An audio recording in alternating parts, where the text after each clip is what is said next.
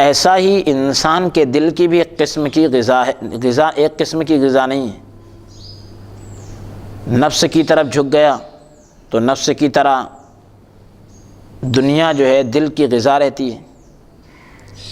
اور روح کی طرف دل جھک گیا تو روح کی طرح آخرت اور محبت الہی جو ہے دل کی غذا رہتی ہے۔ یعنی اس کے جو دنیاوی اعتبار سے غذا ہے، اناج بھاجی ترکاری وغیرہ اور گوشت بھی کھا لیتا ہے انسان، تو پتہ چل رہا ہے کہ وہ گائے بیل بھینس کی طرح اناج اور ترکاری بھی کھاتا ہے، شیر کی طرح گوشت بھی کھاتا ہے۔ تو یہ تو تعلق ہوا اس کے جسم کا، لیکن روح کے تعلق سے بھی دیکھا جائے تو انسان کا جو دل ہے وہ نفس اور روح کے بیچ میں ہے۔ اگر نفس کی طرف جھکا تو اس کو دل کو جو غذا ہے وہ دنیا سے ملتی ہے، یعنی دنیا کی طلب، دنیا کی خواہشات، پیسوں کی خواہشات۔ اور اگر روح کی طرف جھک گیا تو پھر اس کو آخرت کی غذا ملتی ہے، یعنی اب قرآن کی تلاوت، نماز، روزہ، ذکر، تلاوت، یہ ساری چیزیں۔ سارا عالم حیران تھا، یعنی پوری دنیا حیران تھی کہ جسم خاکی میں آئے، یعنی مٹی کے جسم میں آئے، مٹی کے لباس میں آئے۔ یہ اللہ نے ہمارے کو جو جسم دیا ہے مٹی کا بنا ہوا ہے،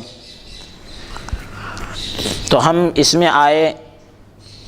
تو محبت الہی میں ترقی کرنے کے لیے آئے، کئی کے لیے محبت الہی میں ترقی کرنے کے لیے، مگر کس ذریعے سے ترقی کرے کسی کی سمجھ میں نہیں آ رہا تھا۔ سیڑھی کیا ہو، اس کا ذریعہ کیا ہو کہ ہم اوپر چڑھ جائیں، اللہ کی محبت میں اور آگے جائیں، کس ذریعے سے جائیں؟ تو ہم نے خاتم النبیین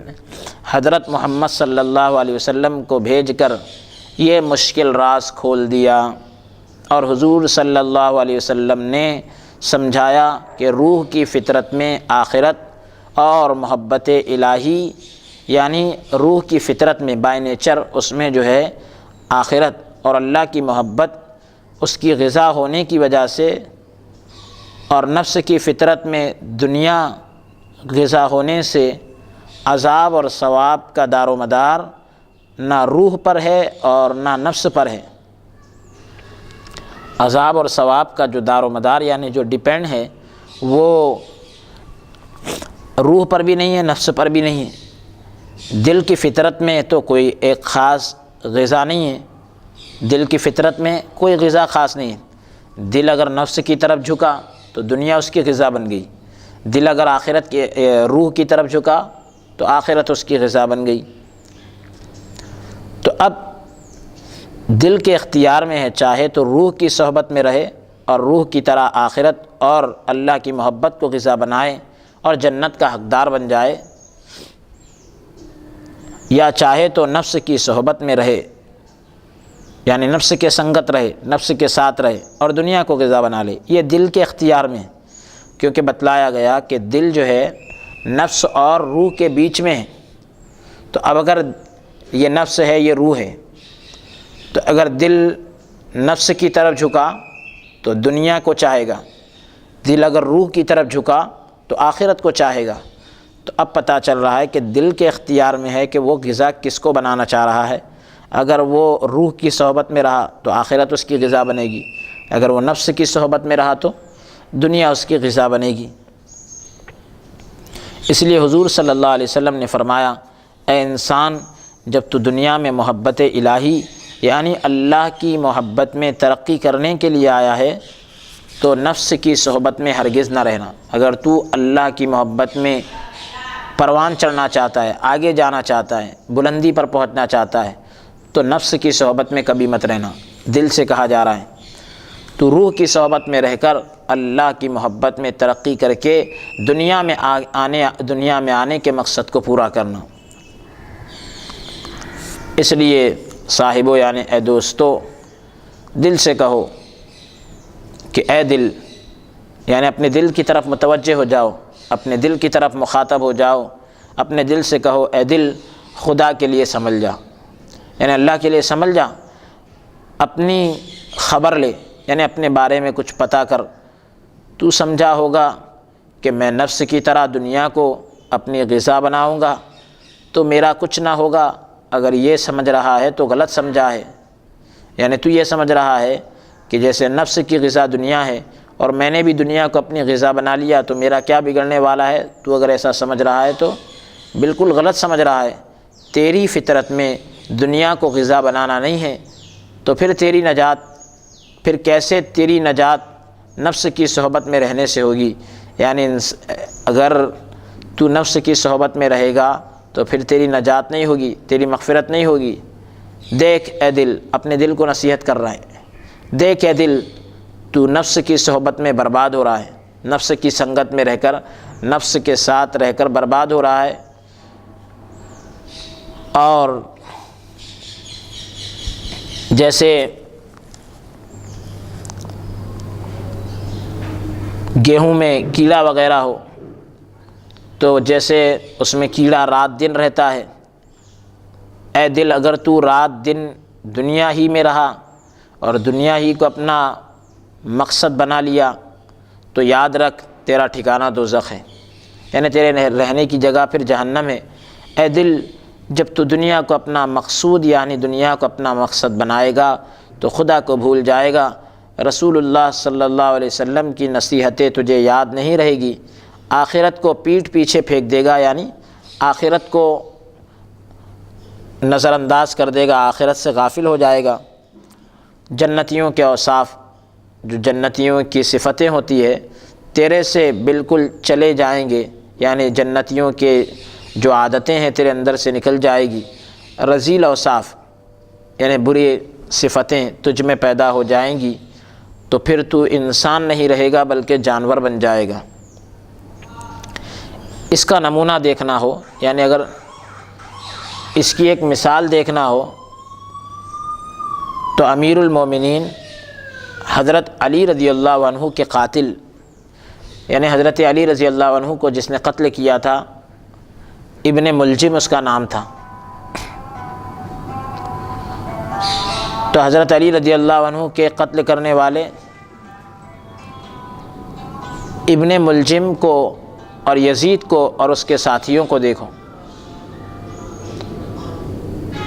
کہ کہ ان کا دل نفس کی صحبت میں رہ کر ایسا دنیا میں محو ہو گیا تھا، یعنی دنیا میں ڈوب چکا تھا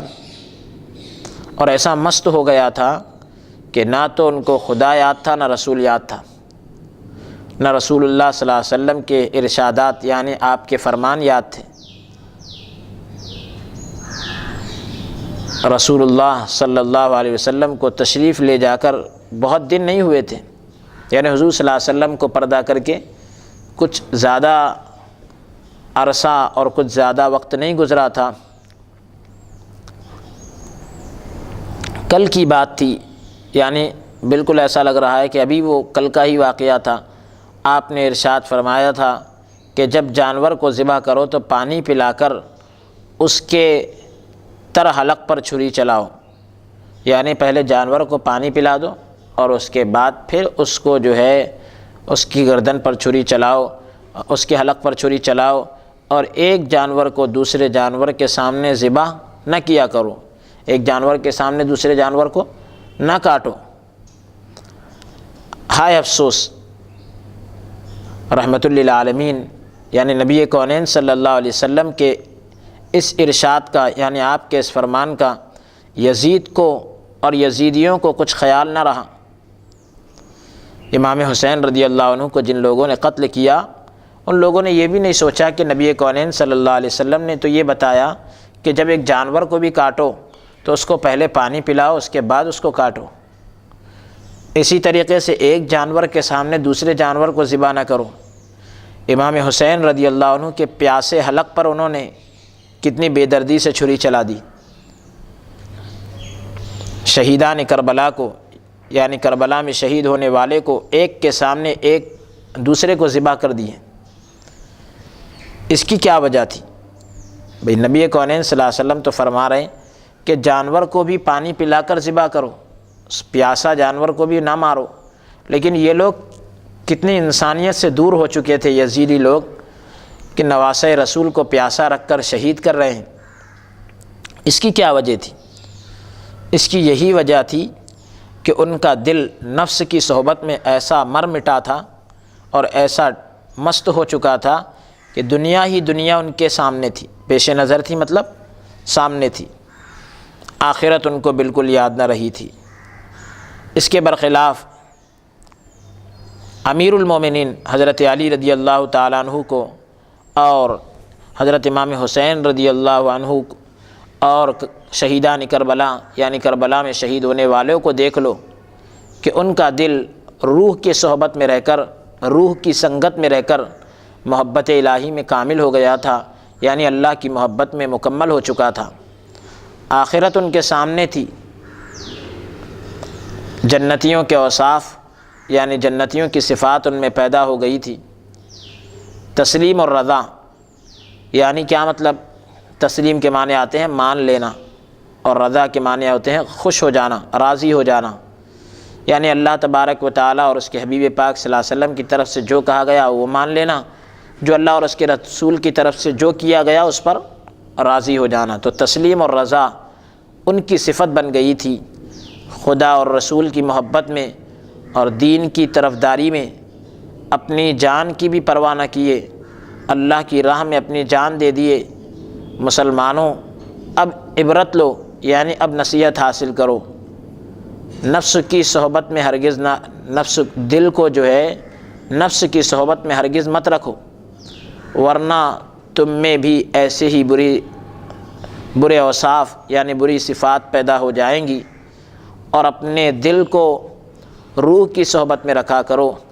تو محبت الہی میں یعنی اللہ کی محبت میں ترقی کر کے جنتیوں کے اوصاف پیدا کر کے جنت کے حقدار بن جاؤ گے۔